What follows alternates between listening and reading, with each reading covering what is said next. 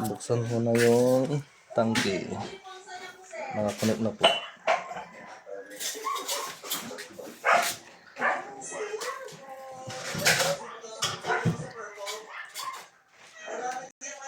Saan na yung ano?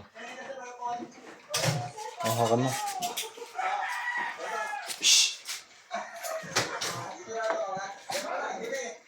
Pag di nakasaksak sa kuryente, pwedeng gamitin ng lighter.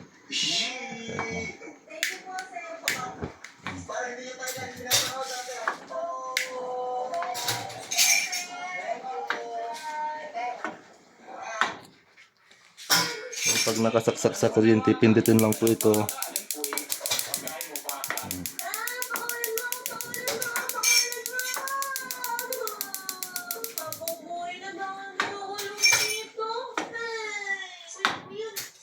Kapag ito po, ito yung ilaw.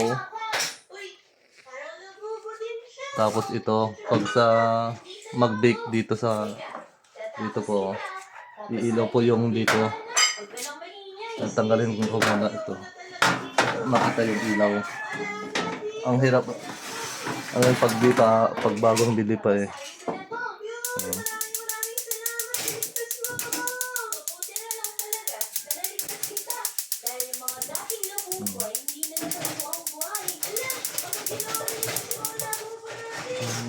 No, nakikita. Yan. Pag nilagay sa grill mamamatay. Ito naman sa taas. Yung griller, itong sa taas mag-aapoy. Pakita po yun. Patayin ko muna yung ilaw. Nakikita.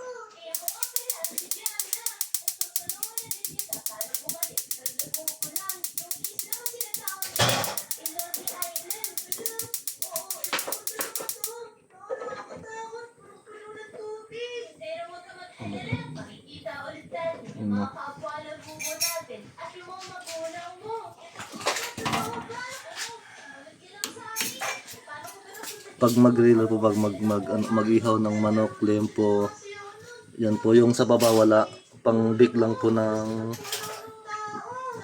cake.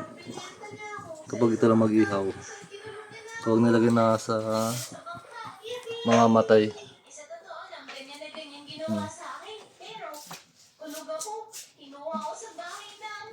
Pang griller lang po yan.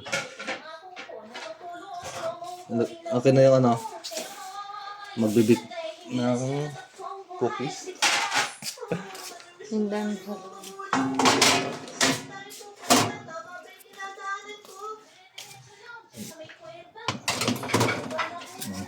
So ito po yung ilalagay, 150 or 180.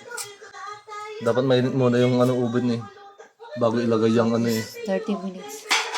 Tapos kung lagyan nyo ng timer, 30 minutes. ito po, ikutin lang po ito. 30 minutes lang, hindi 30 minutes na yung cookies. Saka hawakan mo muna, i-switch ko. Pindutin lang itong yung spark, yung parang lighter niya, saka ito. Idiin lang itong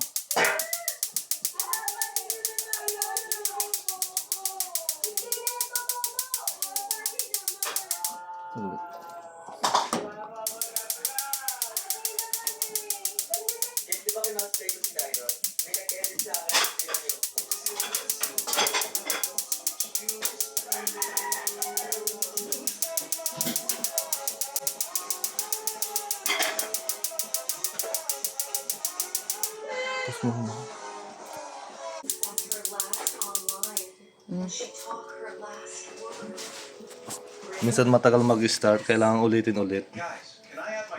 Nag-ground siya. Isarado ko na pong takip.